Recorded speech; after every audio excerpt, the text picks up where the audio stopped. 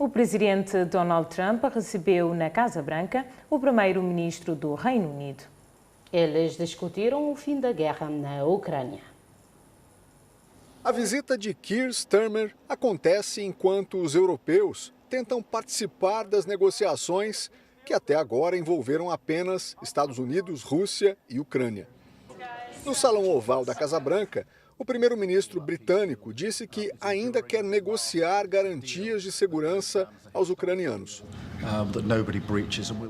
O presidente americano afirmou que as negociações estão avançadas e que vai tentar recuperar o máximo de terras para a Ucrânia. Mas deixou claro que, antes, os Estados Unidos devem garantir a proposta de exploração de reservas minerais. No encontro, Trump ainda recebeu uma carta do rei Charles III e aceitou o convite para uma visita. A data não foi anunciada. Será a segunda vez que Trump vai ser recebido pela monarquia britânica como chefe de Estado.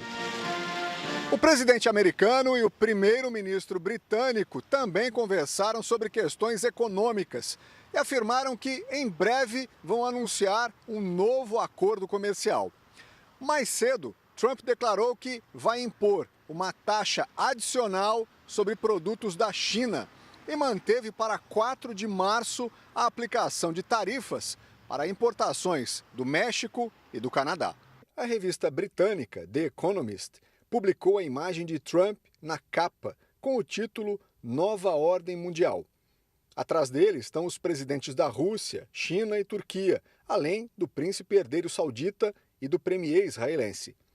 A publicação diz que o presidente americano está reconfigurando os poderes no mundo.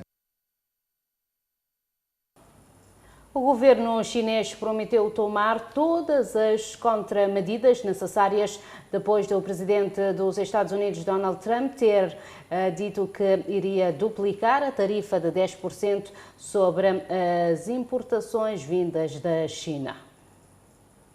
Se os Estados Unidos persistirem neste caminho, a China tomará todas as contramedidas necessárias para defender os seus direitos e interesses legítimos, afirmou o Ministério do Comércio chinês.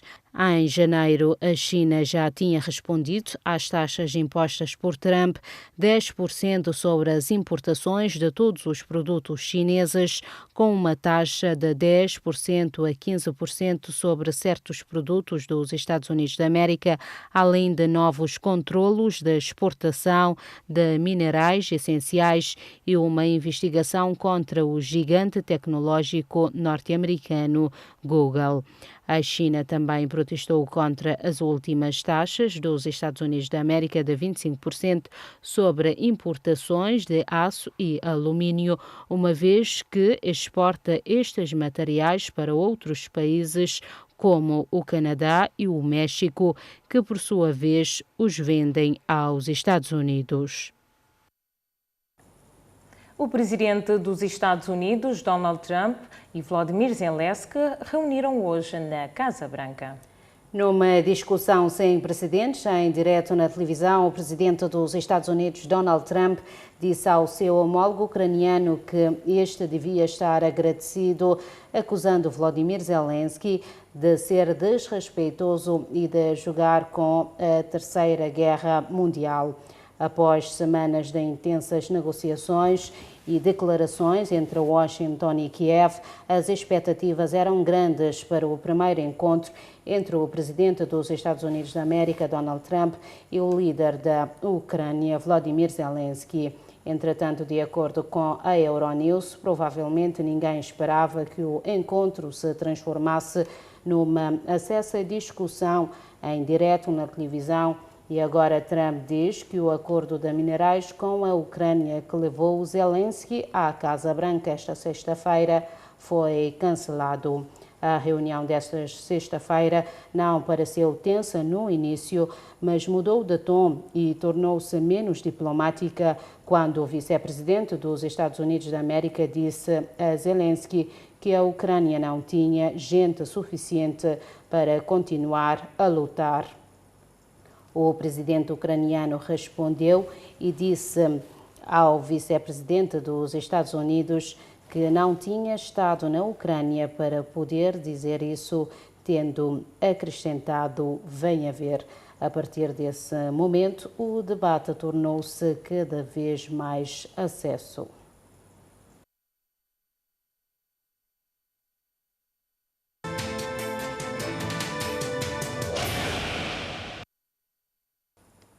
Pelo menos 41 pessoas estão desaparecidas após terem sido arrastadas por uma avalanche esta sexta-feira numa zona montanhosa no norte da Índia, no Himalaia. Ainda na Índia, um veículo que levava 11 pessoas caiu no rio e 3 pessoas permanecem desaparecidos. Um total de 57 trabalhadores do Departamento de Estradas de Fronteira da Índia ficou soterrado após ocorrer uma avalanche. Entretanto, 16 destes já foram resgatados e 41 permanecem desaparecidos, conforme avançou o ministro-chefe do estado de Uttarakhand numa declaração aos meios de comunicação social. 5 das pessoas até agora resgatadas estão em estado grave e foram transportadas para uma instalação militar para receberem o tratamento. A área montanhosa no oeste do Himalaia, a 20 km da fronteira com a China, foi atingida por precipitações nas últimas horas e continua em alerta laranja, de acordo com o mais recente relatório do Departamento Meteorológico indiano. Segundo o engenheiro-chefe do Departamento de Estradas de Fronteira da Índia, pelo menos 3 ambulâncias foram enviadas para o local, mas a equipa de resgate teve dificuldades em chegar ao local onde ocorreu o incidente. Os acidentes durante a construção de infraestruturas são comuns na Índia, onde as condições nem sempre são as mais seguras ou cumprem as normas de segurança. Um veículo que levava 11 pessoas no distrito de Push para Surakote, na Índia, caiu no rio Mampusa durante a tempestade ocorrido nesta quinta-feira. Conforme as informações adiantadas, tudo aconteceu quando o motorista perdeu o controle e caiu no rio. Moradores e socorristas amarraram uma corda no veículo e conseguiram resgatar 7 vítimas, todas da mesma família. Devido à força da água, 3 passageiros foram arrastados pela correnteza e permanecem desaparecidos. Nos últimos dias, fortes chuvas têm castigado a Índia, sendo pessoas arrastadas pela enxurrada constante.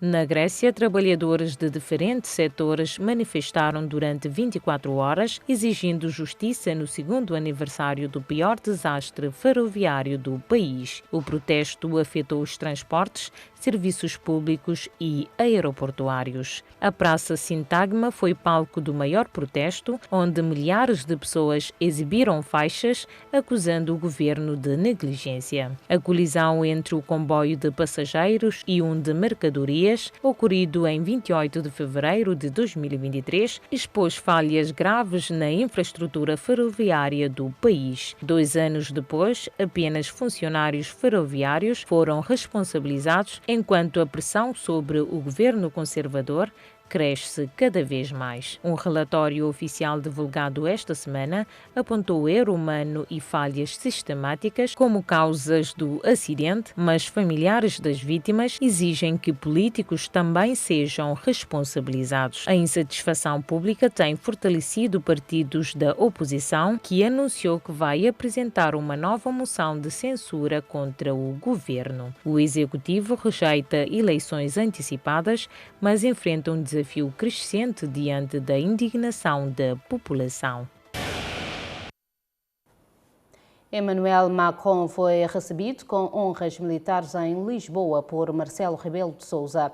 O presidente francês foi condecorado com o Grande Colar da Ordem da Liberdade.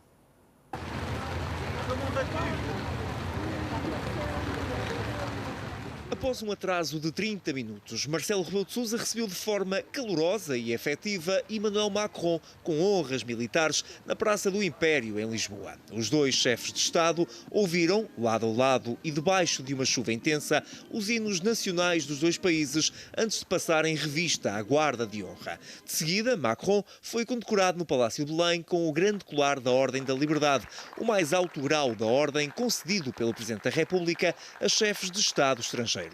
Já a Ordem do Infante Dom Henrique, com que Brigitte Macron foi condecorada, destina-se a distinguir quem houver prestado ou serviços relevantes a Portugal, no país e no estrangeiro, ou serviços na expansão da cultura portuguesa ou para conhecimento de Portugal, da sua história e dos seus valores. A seguir, o presidente francês foi recebido em São Bento pelo primeiro-ministro Luís Montenegro, com quem teve um almoço de trabalho.